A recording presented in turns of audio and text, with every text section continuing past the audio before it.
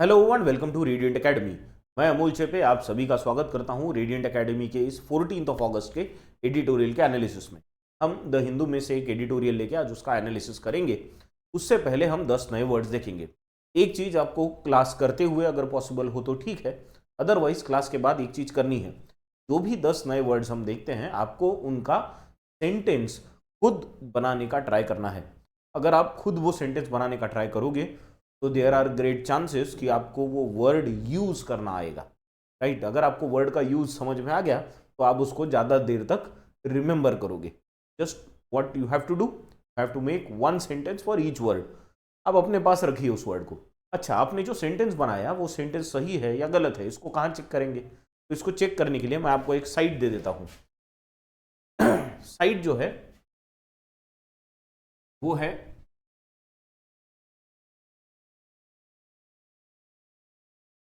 quillbot.com।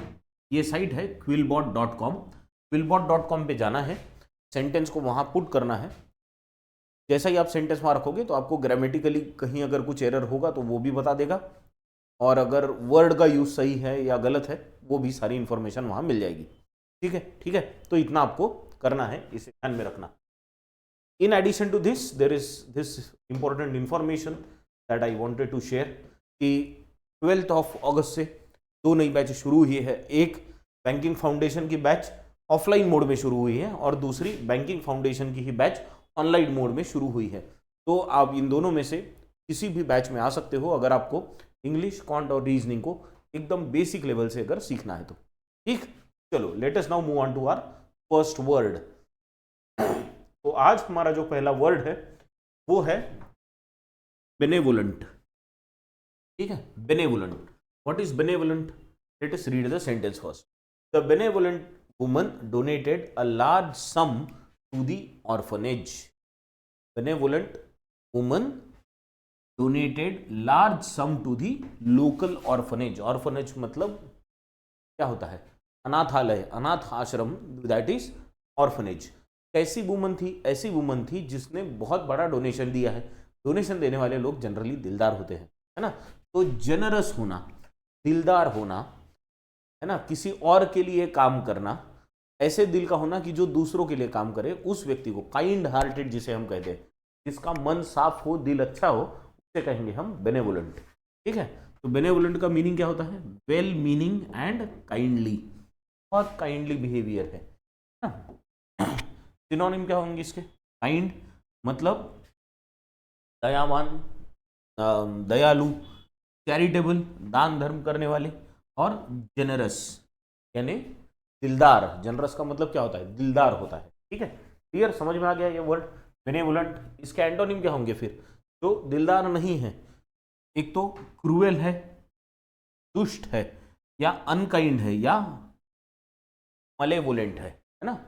मैलेवोलेंट, malevolent is exactly opposite to benevolent. Benevolent यानी दिलदार, मैलेवोलेंट मतलब दुष्ट, तो कभी अच्छा काम नहीं करेगा। ठीक है, चलो next word. Next word we have is candid.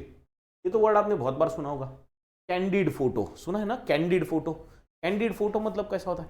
एक तो ऐसा कैमरा फेस करके ऐसा फोटो निकालेंगे, और कैंडिड के वक्त, कैंडिड निकालने के वक्त अगर बोले तो कैसा करेंगे? ऐसा निकालो। फिर उसे ही हम कैंडिड क्यों कहते हैं? कभी सोचा है क्या ऐसे फोटो को कैंडिड क्यों कहा जाता है? क्योंकि उसमें दिखाने की कोशिश होती है कि मैं उस एक्टिविटी में था और किसी ने ऐसे ही फोटो निकाल लिया, है ना। ये बताने की कोशिश होती है उसमें, उस फोटोग्राफ में, कि I was doing something and someone else click the photo at that time. तब हम कैंडिड बोलते हैं उसको। यानी आप ये बताने की कोशिश कर रहे हैं कि I am doing some activity, मैं ट्रूथफुल एक्टिविटी कोई कर रहा था, तब किसी ने फोटो खींच लिया। कैंडिड का मीनिंग देखेंगे एक्चुअली अपन क्या है।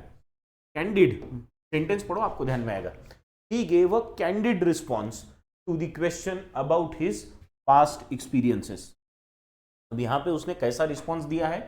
कैंडिड रिस्पॉन्स दिया है। कैंडिड का मतलब होता है जो है वैसा, ट्रूथफुल, जिसमें कहीं कुछ फेक नहीं है, दैट इज कॉल्ड कैंडिड। अब ऐसा है कि हम कैंडिड फोटो के लिए फेक हो रहे हैं, दैट इज द प्रॉब्लम, है ना। तो कैंडिड मतलब आप ट्रूथफुल हो, आप अपना काम कर रहे हो, किसी ने खींच लिया फोटो तो वो कैंडिड हो गया, बराबर। पर यहाँ तो लोग कैंडिड बनने के लिए फेक कर रहे हैं। कितना बड़ा प्रॉब्लम है, देखो कितना विरोधाभास है। तो कैंडिड रिस्पॉन्स मतलब ऐसा रिस्पॉन्स की जो ट्रूथफुल हो, जिसमें कोई फेक नहीं है, कुछ छुपाई हुई चीज नहीं है, कोई नकली चीज नहीं है, एवरीथिंग इज ट्रू। क्या होगा मतलब इसका? ट्रूथफुल एंड स्ट्रेट फॉरवर्ड या फ्रैंक, जो है सो है, ठीक है। सिनोनिम क्या होगा इसका? ऑनेस्ट, ओपन या डायरेक्ट। और एंटोनिम क्या होंगे इसके? डिसेप्टिव। डिसेप्टिव मतलब जो आपको धोखा दे सकता है, डिसेप्शन आपका कर सकता है, वो गया डिसेप्टिव। या इवेजिव। इवेजिव मतलब बचना किसी चीज से, उसे कहते हैं हम इवेजिव, है ना।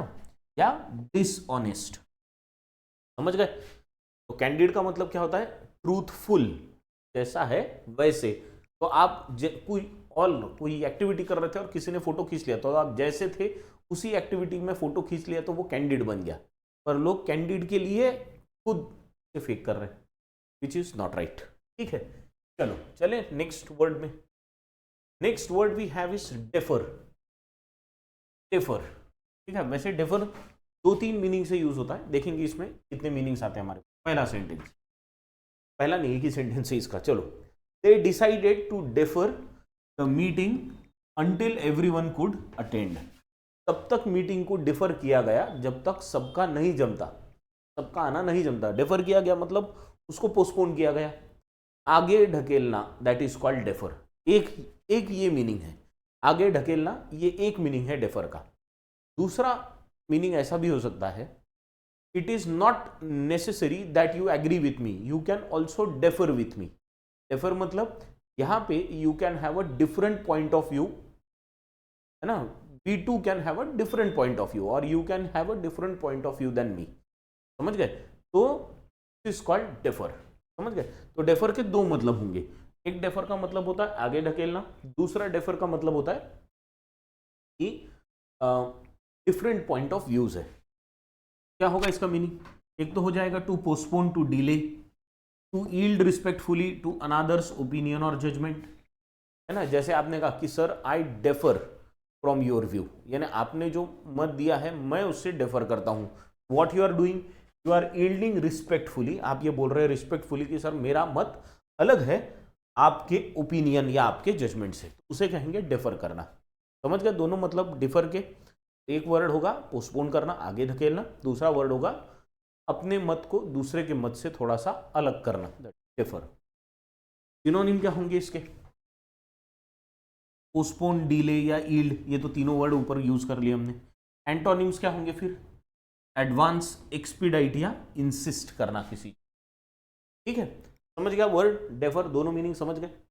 चलो नेक्स्ट वर्ड पे जाएंगे। Next word we have is empathy. Empathy, empathy का मतलब बहुत ही अच्छा वर्ड है एम्पथी।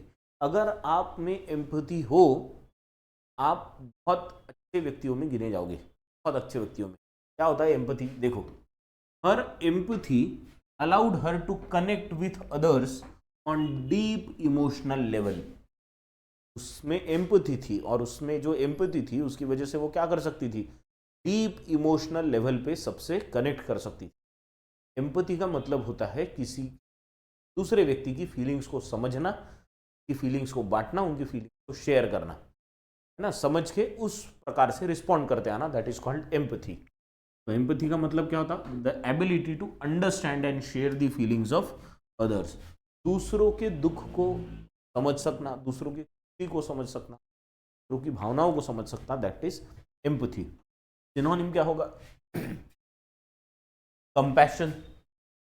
कंपैशन का मतलब भावनाओं का आदर करना, एक दूसरे की उनके भावनाओं के साथ खुद की भावनाओं को जोड़ना और साथ में चलना, that is called compassion. Understanding या सिंपथी, दया, दया नहीं, सिंपथी क्या होता है? सिंपथी के लिए हिंदी वर्ड होगा सांत्वना देना, उस टाइप का वर्ड होता है सिंपथी। मुझे हिंदी का एग्जैक्ट वर्ड अभी क्लिक नहीं हो रहा है, अगर हो जाएगा तो मैं बता दूंगा। वैसे आपको सिंपथी मालूम है, सिंपथी गेन करना, अगर ये वर्ड आपने बहुत इजीली हमेशा सुना है। एंटोनिम क्या होगा फिर इसका? किसका? एम्पथी का। दूसरे की फीलिंग्स को समझना, इसे कहते हैं एम्पथी। एंटोनिम क्या होगा? इनडिफरेंस, भेदभाव करना, अपैथी, अपैथी तो अभी इतने बार आ गया पिछले 3-4 क्लासेस में। अपैथी का मतलब है उदासीनता या इनसेंसिटिव होना, है ना, बिल्कुल सेंसिटिविटी नहीं है किसी के फीलिंग्स के बारे में, जाने दो ना, अपने को क्या करने हैं, लगा होगा बुरा, हो सकता है ऐसा, तो दिस इज कॉल्ड इनसेंसिटिविटी। समझ गए? क्लियर? चले अगले वर्ड पे। The next word is frugal. Frugal, है ना, चलो सेंटेंस पढ़ेंगे फ्रूगल का। Living a frugal lifestyle help them save money for their future travels.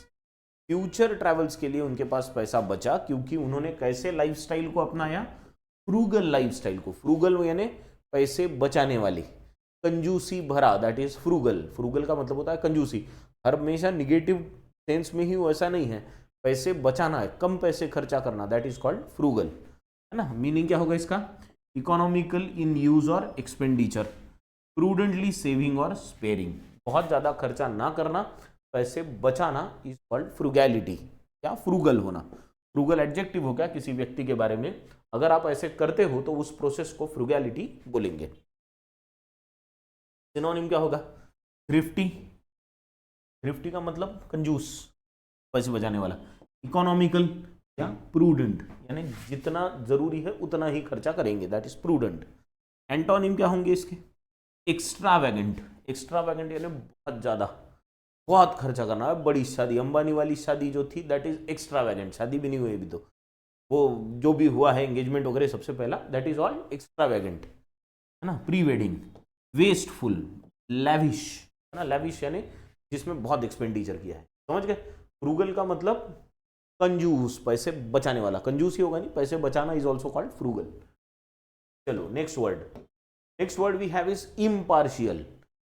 Partial का मतलब होता है भेदभाव करना, पार्शियल मतलब भेद करना, दो व्यक्ति में किसी एक की तरफ झुका हुआ होना इज कॉल्ड पार्शियल। इम्पार्शियल मतलब भेदभाव ना करना, बिना भेदभाव के, का मतलब होता है इम्पार्शियल। चलो क्या दिया है, द जज remained impartial through out the trial ensuring a fair outcome. जज कैसे थे, पूरी जजमेंट के वक्त द जज वॉज इम्पार्शियल, मतलब वो किसी की तरफ नहीं झुके, और इसीलिए उन्होंने जो निर्णय दिया, जो डिसीजन दिया, जो वर्डिक्ट दिया, वो ऐसा था, फेयर था। फेयर था मतलब सर्वमान्य था, सही था, सबको ठीक लगा, ठीक है। क्या मीनिंग है इसका, treating all rivals disputants equally fair and just. ये जो जस्ट है ये किससे बना है, ये बना है जस्टिस से, ये जो जस्ट वर्ड बना है ये जस्टिस से बना है ना। तो क्या बोलेंगे, इम्पार्शियल मतलब किसी के साथ भेदभाव ना करना, किसी एक और ना झुकना, दैट इज इम्पार्शियल। सिनोनिम्स क्या होंगे इसके, अनबायस्ड, बायस नहीं है किसी और, न्यूट्रल है या फेयर है।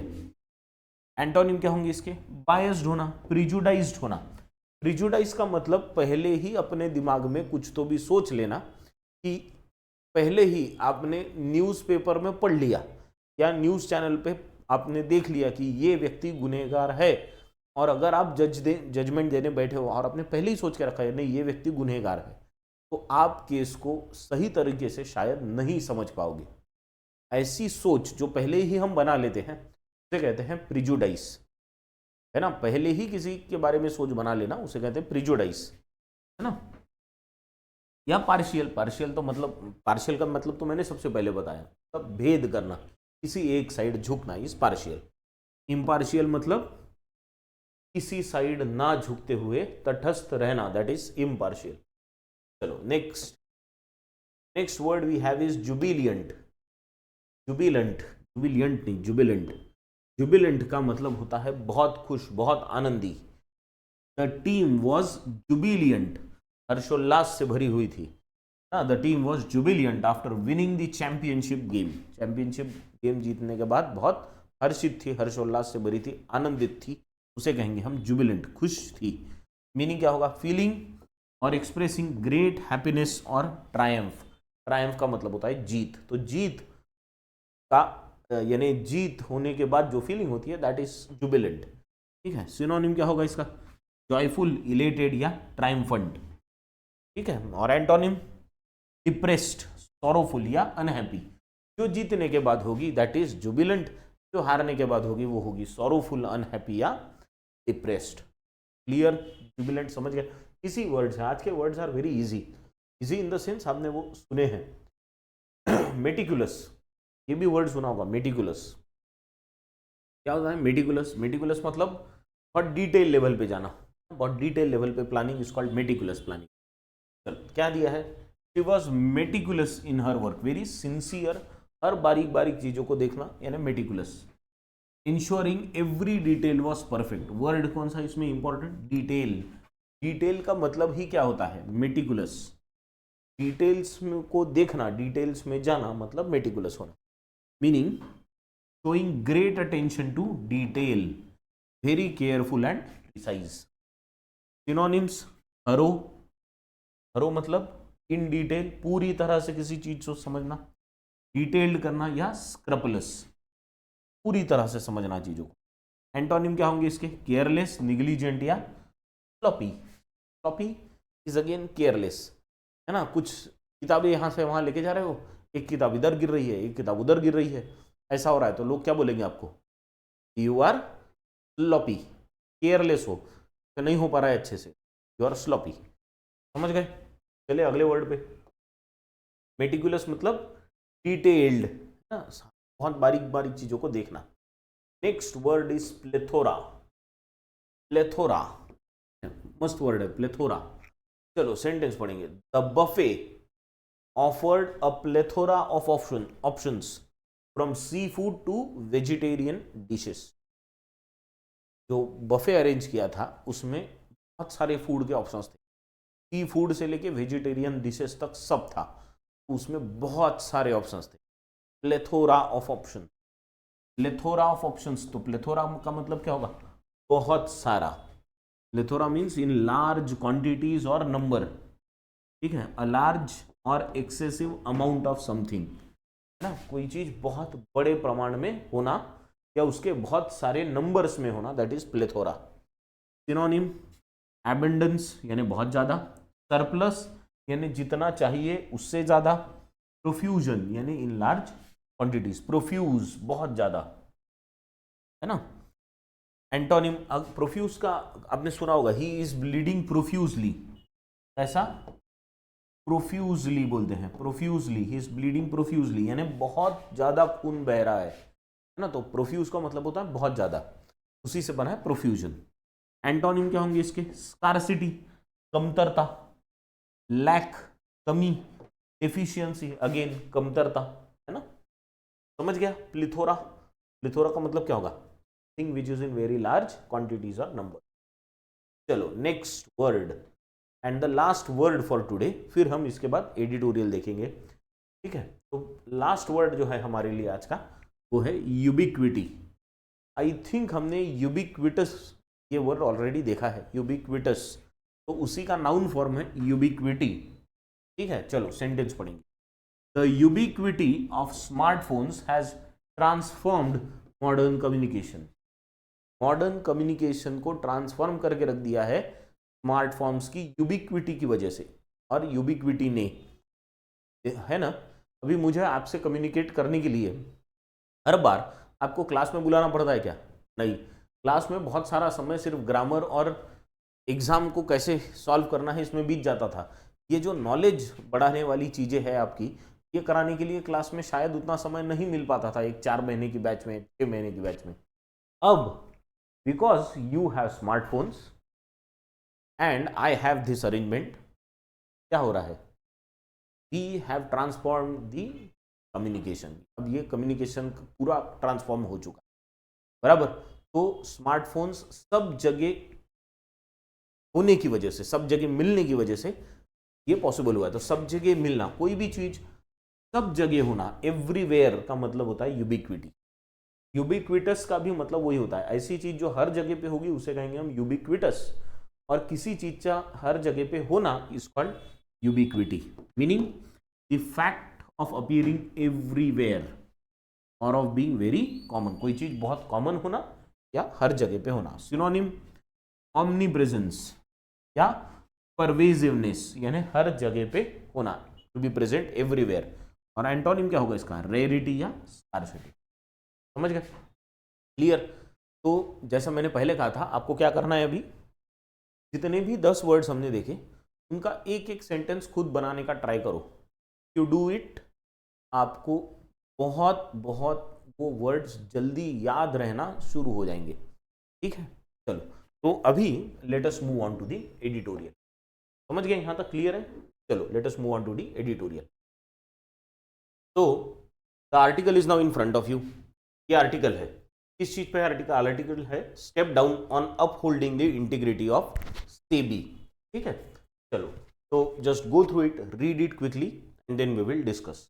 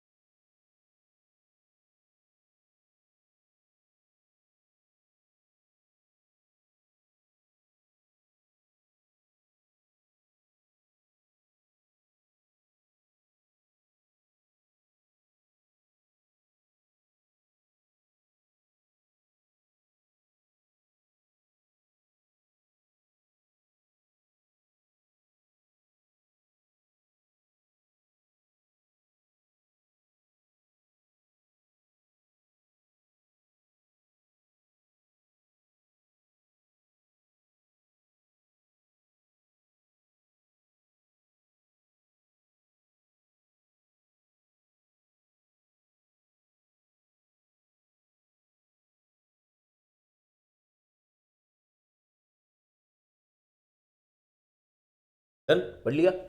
चलो अगर नहीं पढ़ना हुआ होगा तो पॉज कर लेना और फिर पढ़ना। चलो क्या दिया है यहाँ पे, late us read it together. हाँ, क्या दिया है? Step down. स्टेप डाउन का मतलब रिजाइन करो। अब ये रिजाइन करो कौन बोल रहा है? ऑथर बोल रहा है। क्यों बोल रहा है देखेंगे जरा। On upholding the integrity of SEBI, SEBI की इंटीग्रिटी पे सवाल उठ रहे हैं इसलिए कह रहा है। ठीक है, क्यों सवाल उठ रहे हैं अभी देखेंगे। सवाल उठ रहे हैं, कौन उठा रहा है वो भी देखेंगे। Not since the Harshad Mehta scam of 1992 has India securities regulations and oversight come under such scrutiny.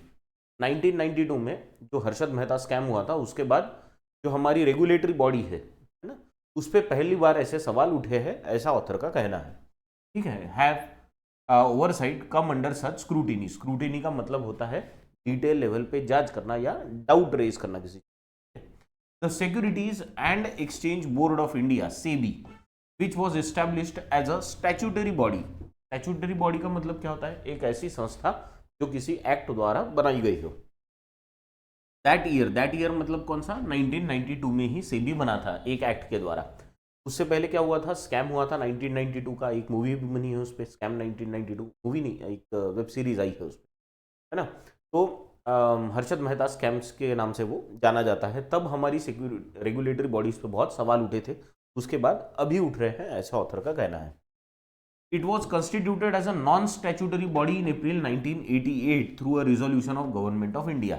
वैसे सेबी 1988 में ही बन चुका है नॉन स्टैट्यूटरी बॉडी करके, पर 1992 में वो एक स्टैट्यूटरी बॉडी बना। नाउ फेसेस एलिगेशंस, हु? SEBI now faces allegations. Allegations का मतलब होता है आरोप, of bias and conflict of interest. Conflict of interest, bias मतलब एक तरफ झुकना, कॉन्फ्लिक्ट ऑफ इंटरेस्ट का मतलब होता है कि आपके दो जगह इंटरेस्ट है, जहां पे नहीं होना चाहिए वहां से भी आपको इनकम हो रही है या आपके कुछ तो भी इंटरेस्ट है, उसे कहते हैं conflict of interest.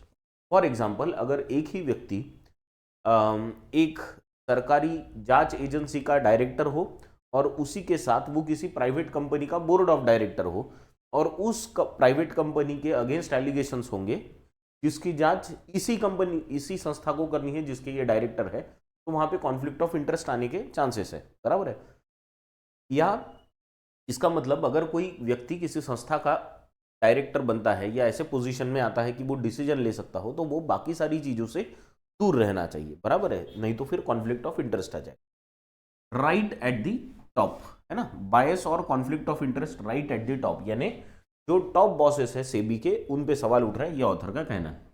The stakes are much higher with the Indian stock market now 5.3 trillion financial powerhouse। और अभी तो सिचुएशन, इस बार की सिचुएशन ज़्यादा सीरियस है। वाई, ये ऑथर का कहना है ना। वैसे मार्केट ने कुछ अभी इसमें बोला नहीं है, कुछ खास रिएक्शंस इस पर दिखी नहीं है आरोप लगने के बाद। ये इनके ही, यही ज़्यादा भाव दे रहा है आरोप को, ऐसा लग रहा है। ठीक है, तो इंडियन स्टॉक मार्केट अभी ज़्यादा सीरियस क्यों है? क्योंकि अभी ये एक 5.3 ट्रिलियन का बड़ा मार्केट हो गया है, फाइनेंशियल पावर हाउस हो गया जिसमें बहुत पैसा इन्वॉल्व है। Over the years SEBI has put in place robust systems, ऐसे सिस्टम्स जहां पे कुछ ज्यादा छेड़खानी नहीं होने के चांसेस है ना, नहीं होने के। Robust systems of checks and balances, कि जहां से एक साइड से चेक भी हो सकता है, दूसरे साइड से बैलेंस भी हो सकता है, यानी सिस्टम सही करने के लिए सेबी ने बहुत मेहनत की है। That have constantly evolve to ensure that India securities market and financial system gained the reputation of being one of the most reliable globally। हमारी जो रेगुलेटरी बॉडी है सेबी, इसने पिछले कुछ सालों में बहुत मेहनत की है, जिसकी वजह से हमारा जो स्टॉक मार्केट है या फाइनेंशियल सिक्योरिटीज का मार्केट है वो दुनिया भर में एक रिलायबल मार्केट के तौर पे देखा जाता है। ऐसा मार्केट की जिसमें स्कैम करना है ना, गलतियां करना बहुत मुश्किल है ना, लोगों को फंसाना बहुत मुश्किल है, वो एक बहुत अच्छी सिस्टम के द्वारा चलता है। ये किसने पुट इन किया है? सेबी ने ही ये पिछले कुछ सालों में मेहनत की है। This is what the author is saying. However the accusations of conflict of interest level by New York based short seller Hindenburg Research, क्या किया है अभी इस बार? क्या हुआ है, एक आरोप लगाया गया है किस पे? सेबी के टॉप बॉसेस पे। किसके द्वारा? न्यूयॉर्क में बेस्ड एक संस्था है जिस शॉर्ट सेलर है। शॉर्ट सेलर मतलब ऐसे लोग की जो दाम कम होने पे खरीदते हैं किसी चीजों को, है ना, यानी दाम गिरने के चांस देखते हैं, किसी कंपनी के स्टॉक मार्केट में प्राइसेस कम होने की राह देखते हैं, उनका कहना है शॉर्ट सेलर। हिंडनबर्ग रिसर्च, ये हिंडनबर्ग आपने नाम इससे पहले भी सुना है, जब इससे पहले अदानी पे आरोप लगे थे, ये हिंडनबर्ग रिसर्च के द्वारा। अगेंस्ट, अब इन्होंने आरोप किस पे लगाए हैं? Against SEBI chairperson Madhuri Puri Buch. माधुरीपुरी बुच पे अब इन्होंने आरोप लगाए हैं। किस केस में? In the conduct of the ongoing investigations against the Adani group. कौन Adani group? The Ahmedabad based global infrastructure to FMCG major. Adani group पे जो आरोप लगे हैं ना, उनमें इन्वेस्टिगेशन कर रहा है सेबी, तो वो सेबी के इन्वेस्टिगेशन पे हिंडनबर्ग रिसर्च ने अभी सवाल उठाए हैं, है ना। एफएमसीजी मार्केट से लेके तो इंफ्रास्ट्रक्चर में, या इंफ्रास्ट्रक्चर से एफएमसीजी तक फैला हुआ इनका बिजनेस है अदानी ग्रुप का, तो इनका इन्वेस्टिगेशन चल रहा है सेबी द्वारा। अब वो इन्वेस्टिगेशन सही नहीं हो रहा है, ऐसे आरोप हिंडनबर्ग ने लगाए हैं। कौन से आरोप? देखो इधर दिया, फॉर अलेज्ड यानी आरोप है ये, for alleged stock price manipulation and corporate malfeasances. Adani group पे कौन से आरोप लगे थे? कि इन्होंने अपने स्टॉक्स के जो प्राइस है उसका मैनिपुलेशन किया, यानी उसमें चेंजेस किए। दूसरा, कॉर्पोरेट मालफियंसेस के आरोप लगे। मालफियंसेस का मतलब क्या होता है? फियंसेस का मतलब होता है अपना काम अच्छे से करना, ड्यूटी। मालफियंसेस का मतलब होता है, माल का मतलब होता है बुरा, है ना, तो मालफियंसेस का मतलब होता है किसी को फाइनेंशियली नुकसान पहुंचाना, बराबर है, किसी का जानबूझकर नुकसान करना, that is called malfeasances, generally financially. Have cast a shadow, इन्होंने डाउट रेज किया है, कास्ट अ शैडो यानी उस पर सवाल उठाए हैं, इस पे on the statutory regulatory body.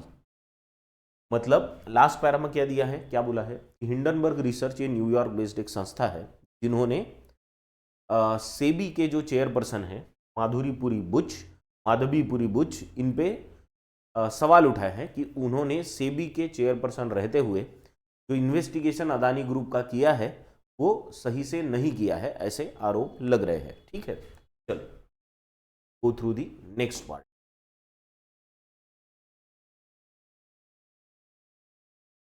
पढ़ लो इसको पहले।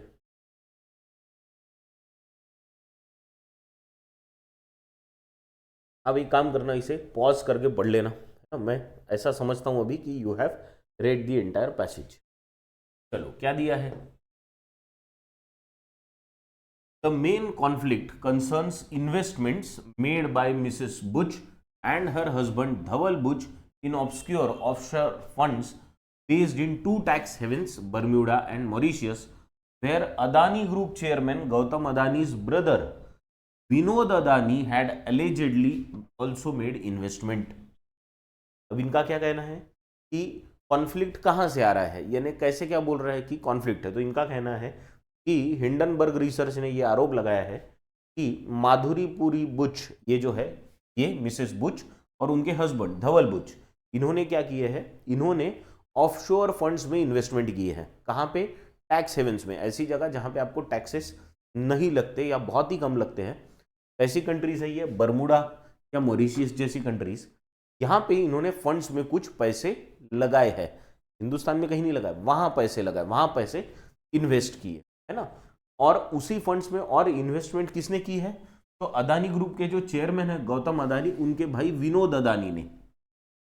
तो ये कॉन्फ्लिक्ट ऑफ इंटरेस्ट बोल रहे हो कि ऐसे फंड में पैसे इन्होंने इन्वेस्ट किए जिस फंड में गौतम अदानी के भाई विनोद अदानी ने भी पैसे इन्वेस्ट किए हैं, और ये फंड्स कहाँ है? भारत के बाहर, बरमुडा और मॉरिशियस में। तो ये एक आरोप है।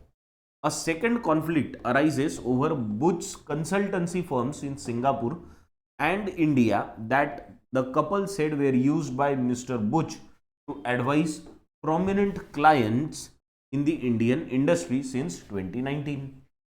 दूसरा आरोप क्या लग रहा है? दूसरा आरोप ये लग रहा है कि ये बुच फैमिली जो है, यानी मिस्टर बुच, मिसेस बुच, इनकी सिंगापुर में कंसल्टेंसी फर्म्स है, और ये कंसल्टेंसी फर्म्स क्लाइंट्स को सुझाव देती है कि आपने कौन से कंपनी के शेयर्स खरीदने हैं, कौन से कंपनी के शेयर्स बेचने हैं, ऐसे टाइप की सुझाव देते हैं, है ना।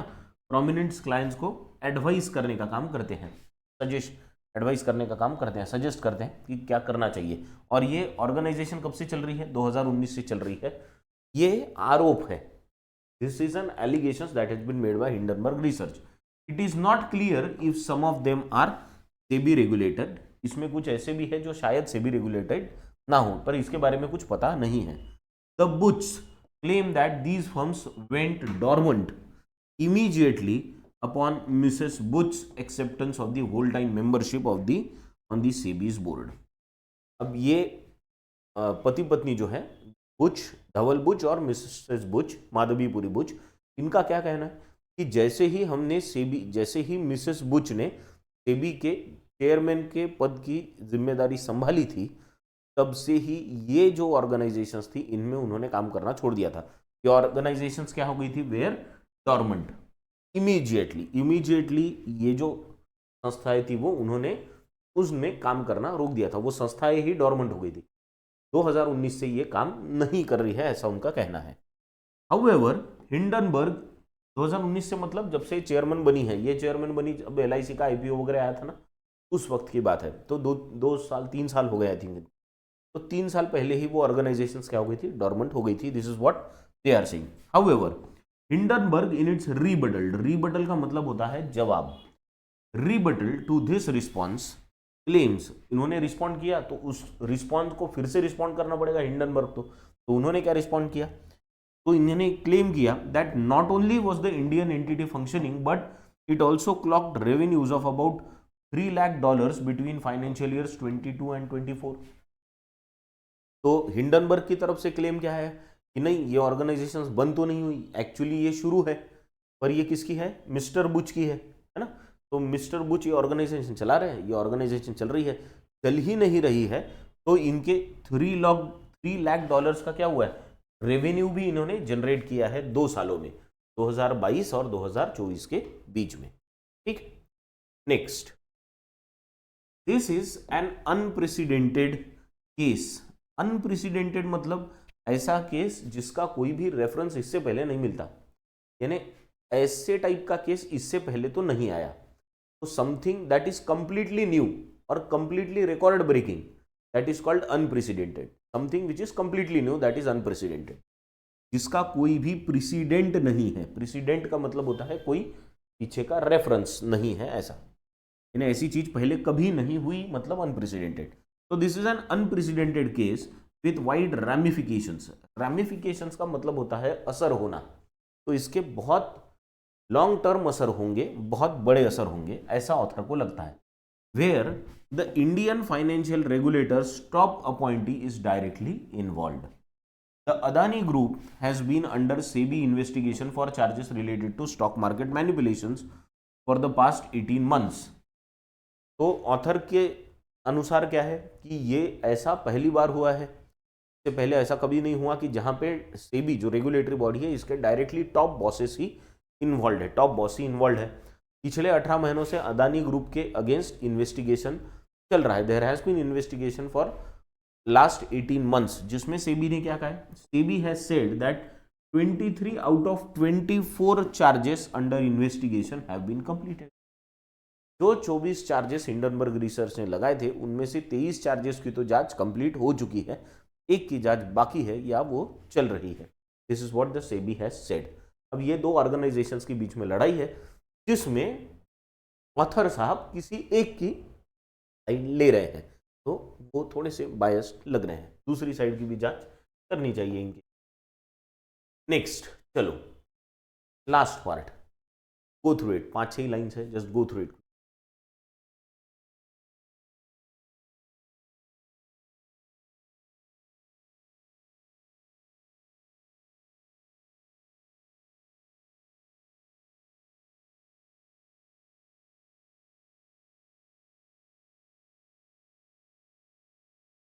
पढ़ लिया, डन।